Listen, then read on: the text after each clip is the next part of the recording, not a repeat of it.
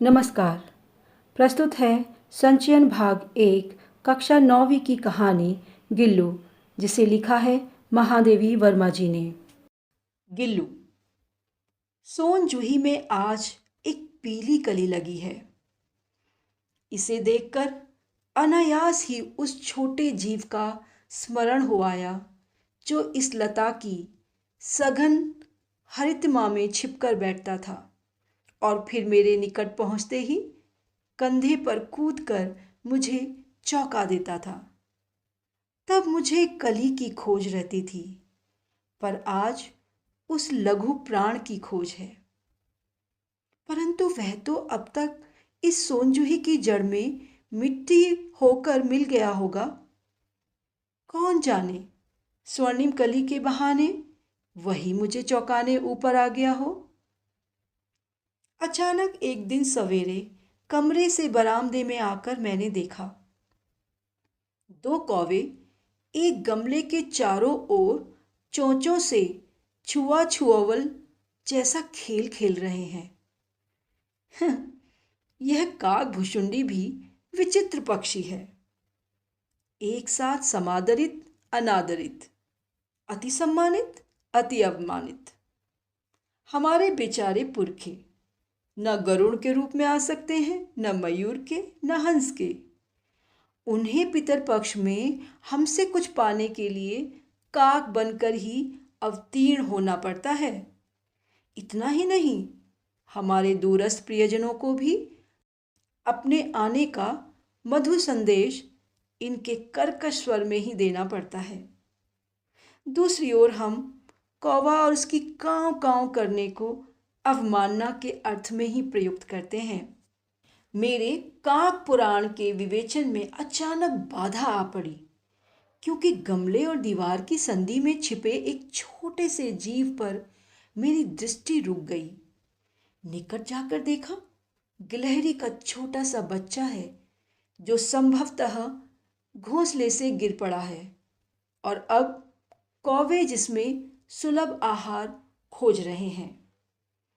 काकद्वय की चोंचों के दो घाव उस लघु प्राण के लिए बहुत थे, अतः वह निश्चेष्ट सा गमले से चिपटा पड़ा था।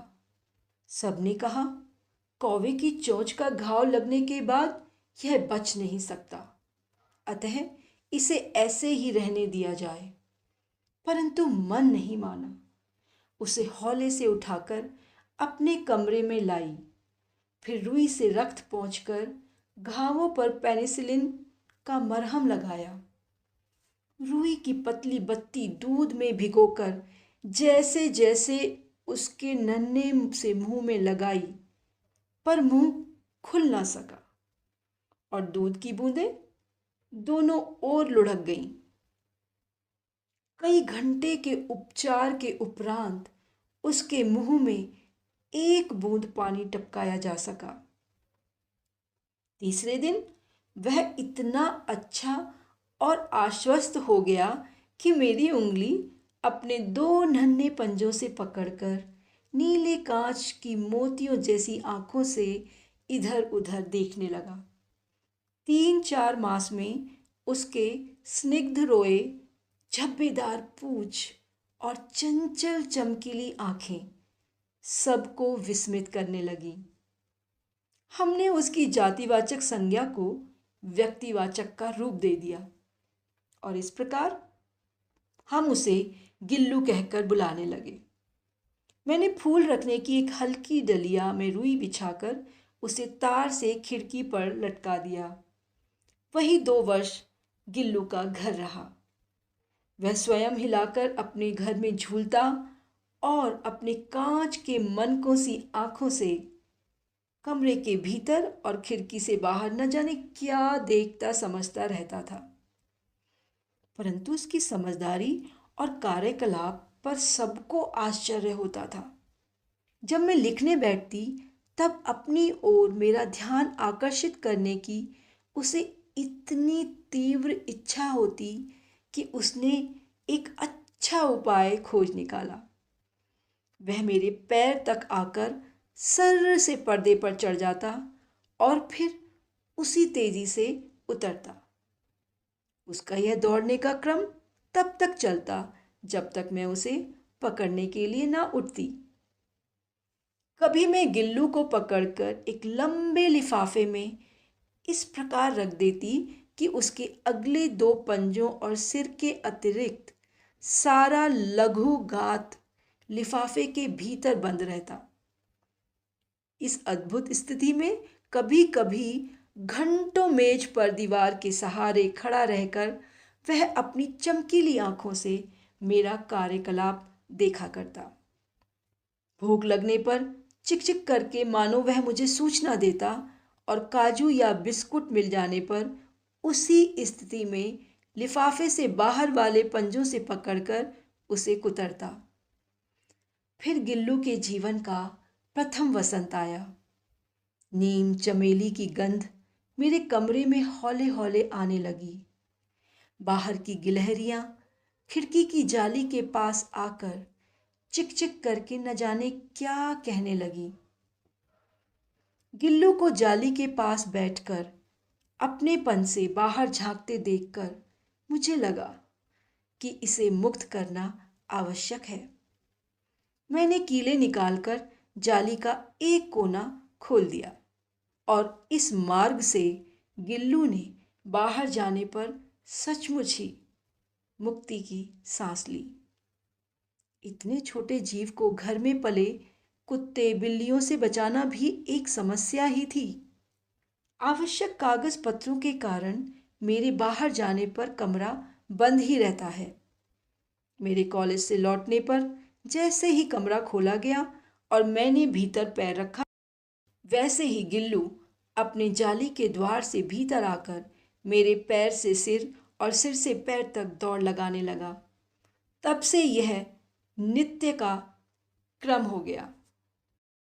मेरे कमरे से बाहर जाने पर गिल्लू भी खिड़की की खुली जाली की राह बाहर चला जाता और दिन भर गिलहरियों के झुंड का नेता बना हर डाल पर उछलता कूदता रहता और ठीक 4 बजे वह खिड़की से भीतर आकर अपने झूले में झूलने लगता। मुझे चौंकाने की इच्छा उसमें न जाने कब और कैसे उत्पन्न हो गई थी।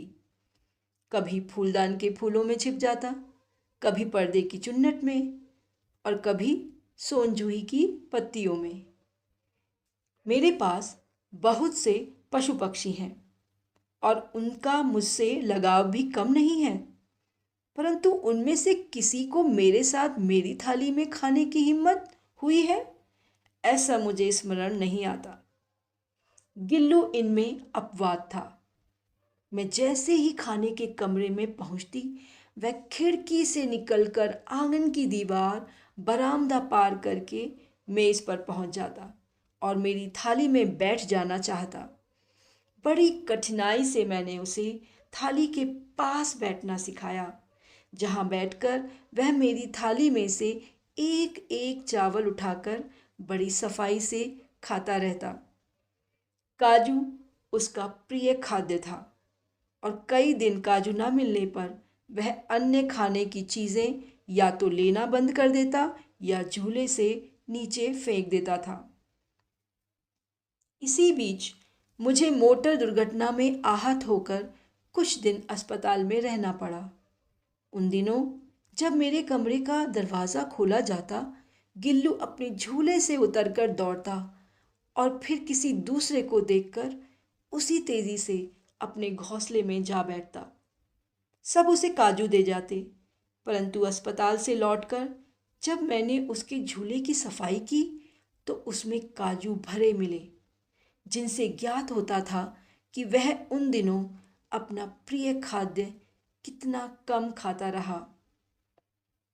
मेरी अस्वस्थता में वह तकिए पर सिरहाने बैठकर अपने नन्हे नन्हे पंजों से मेरे सिर और बालों को इतने हौले हौले सहलाता रहता कि उसका हटना एक परिचारिका के हटने के समान लगता।